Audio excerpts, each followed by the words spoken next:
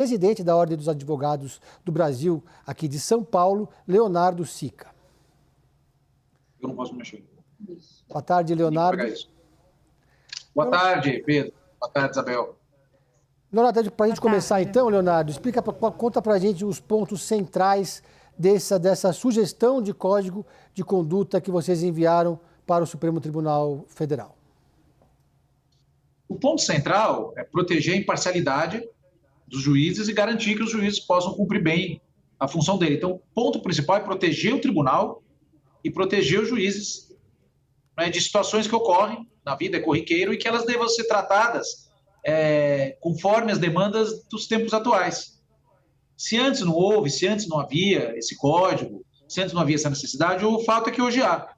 Tanto por uma questão de nosso tempo, né, todas as empresas, todos os entes públicos, órgãos públicos têm um código de conduta, um código de integridade, um setor de compliance, algo assim. Né, e o Poder Judiciário, como um serviço público, juízes, né, também tem que estar, né, submetidos e protegidos por um código de conduta.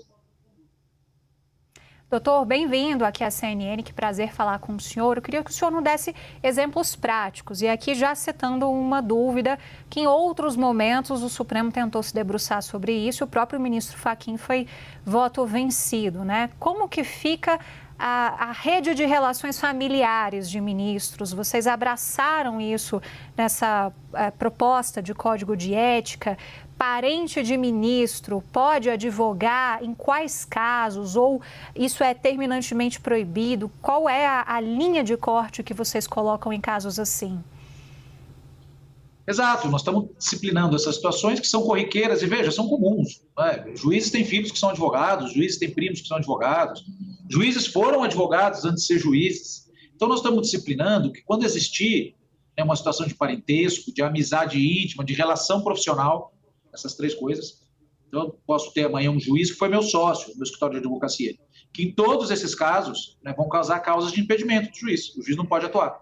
Então, o juiz não vai poder atuar, o ministro, né, do Supremo, e isso, né, vai se irradiar para todos os juízes, né, porque quando a gente tem uma norma para o ministro do Supremo Tribunal Federal, ela logo, né, serve para disciplinar o comportamento de todos os juízes. O juiz vai ter que se afastar, ele vai ter que indicar: eu não posso, fui sócio, sou parente, tenho amizade íntima, e também estamos colocando uma regra que os advogados são obrigados a indicar. Então, o advogado, quando entrar com uma ação lá no Supremo Tribunal Federal, ele já tem que indicar: estou entrando com uma ação aqui no Supremo, mas tenho parentesco com o ministro tal. Mas o ministro tal foi meu sócio do meu escritório, por exemplo. Então, também estamos colocando esse dever, que é de todos, né, que é o dever ético, para os advogados. Pedro? Leonardo, o ex-ministro Miguel Reale Júnior, um dos autores desse texto, me disse hoje que esse código não foi feito para o caso Master, mas várias situações se enquadram. Eu queria saber a sua leitura sobre Dias Toffoli, há muitas críticas sobre a condução dele no caso Master, se o senhor avalia que ele deveria se considerar impedido e se afastar do caso, ou se o caso deveria ir para a primeira instância da Justiça Federal do Distrito Federal. De fato, o professor Miguel Reale Júnior, membro da comissão, ele está correto. Nós começamos a trabalhar esse texto em junho do ano passado. Então, portanto, ele não tem relação com casos atuais. O que os casos atuais, que a imprensa vem noticiando, confirmam é que aquilo que a gente percebeu em junho do ano passado, que era uma necessidade, é uma realidade, além de uma necessidade. Né? Qual a dificuldade que a gente tem? Justamente essa. E eu vou me permitir, Pedro, então não entrar na particularidade. Nós não temos uma baliza para dizer: o ministro Dias Toffoli, ele está certo. Nós não temos. Quando tivermos um código, teremos. Não, e eu poderei vir aqui e dizer: olha, o código de conduta diz isso e o ministro está agindo fora das hipóteses do código de conduta. Por exemplo, suspeição de juiz, né, que é uma regra do direito. Qual que é a regra da lei hoje de suspeição de juiz? O juiz se declara suspeito quando ele assim entende. É só essa regra que a gente tem. O juiz vai lá: eu sou suspeito. A gente só tem essa regra, que, ou seja, uma questão de foro íntimo do juiz. Ele diz que ele é suspeito e ele se afasta do processo. Sem nenhuma transparência, sem nenhuma regra para nortear. Então, a gente fica com essas dúvidas, que são muito ruins.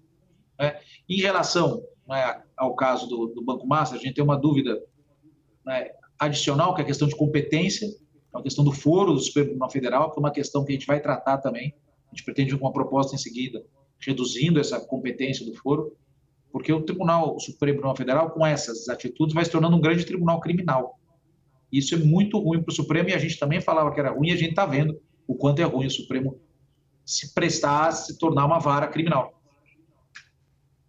E por diversas vezes a gente vê o Supremo Tribunal Federal, doutor, revendo entendimentos justamente sobre a questão do foro. O próprio ministro Luiz Edson Fachin, na entrevista que ele deu ao Estadão, ele adota um tom meio ressentido com isso, porque ele também foi voto vencido da última vez que o Supremo quis rever a questão do foro, né? Qual é a proposta de vocês? Aí, de novo, eu vou na linha de corte. Como que é possível definir essa questão do foro, o que o foro deve abranger ou não? Emenda constitucional. A gente tem que colocar ali na Constituição para deixar que a regra do foro fique assim variável conforme a formação do Supremo Tribunal Federal. A gente vê isso, nos últimos 20 anos a regra mudou várias vezes. Alarga, estreita, conforme entendimentos sempre válidos. Então a nossa proposta vai ser, por isso que a gente não apresentou agora, porque outra etapa é para o Legislativo. Então nós vamos ao Legislativo com uma proposta de emenda constitucional para reduzir o foro, prerrogativa de função, foro privilegiado, para o nosso ouvinte entender melhor, criminal do Supremo Tribunal Federal a quase nada. A quase nada. O que o Supremo Tribunal Federal tem que julgar em matéria é obviedade constitucional. Constituição. Pedro? Leonardo, sobre quem pode ou não pode representar contra ministro do Supremo, a proposta de vocês amplia esse escopo para a ABI, que é a Associação Brasileira de Imprensa, e a SBPC, Sociedade Brasileira do Progresso e da Ciência. Explica para a gente melhor como é que é essa proposta e quais serão, então, os agentes públicos que podem representar contra ministros do Supremo. Então, o Código de Conduta, né, é um instrumento que a gente chama de autorregulação regulada. Ela é autorregulação, mas ela tem que ser regulada pela sociedade civil. E qual o mecanismo que a gente achou de fazer essa regulação da sociedade civil sobre a autorregulação do Supremo? Que existam atores legitimados a arguir o Código de Conduta, a pedir que o Supremo julgue determinada conduta. Então, amanhã, determinado ministro tomou uma decisão e parece que está fora do Código de Conduta, quem pode fazer isso?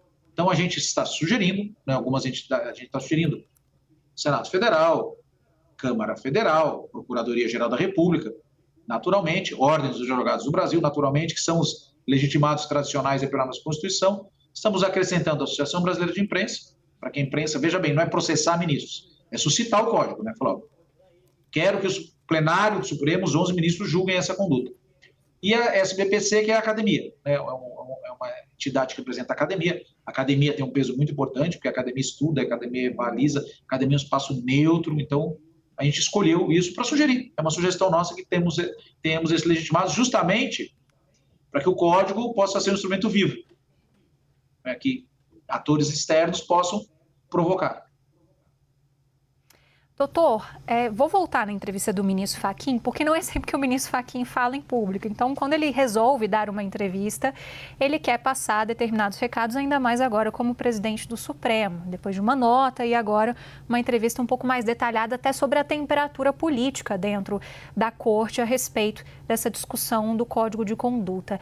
Ele deixa claro que a maioria da Corte entende que sim, precisa de um Código de Conduta, mas ao mesmo tempo também há uma maioria que entende que agora seria expor o Supremo Tribunal Federal, que a gente está no ano eleitoral.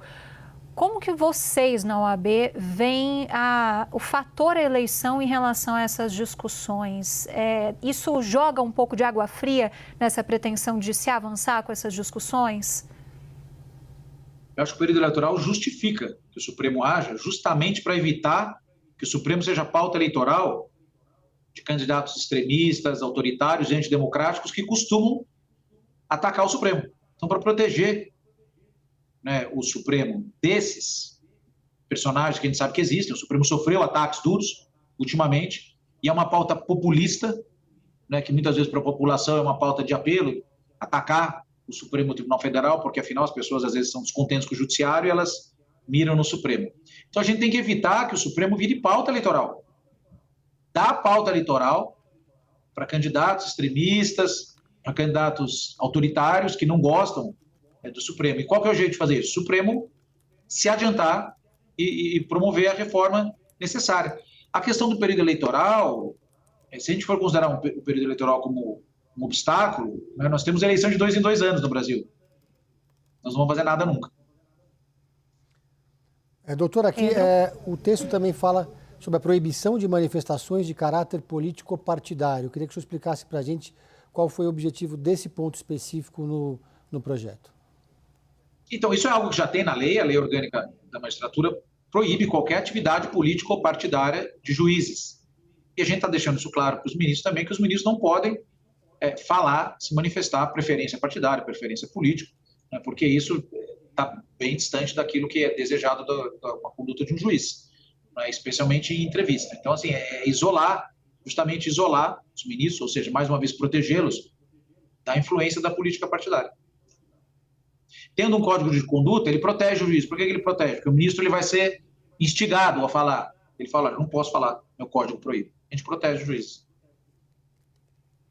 Bom, e tem vários outros exemplos, né, de outros países que recentemente as cortes equivalentes ao Supremo foram abraçando também esse tema do Código de Conduta Interno, né, doutor? É um debate que está só começando com toda certeza.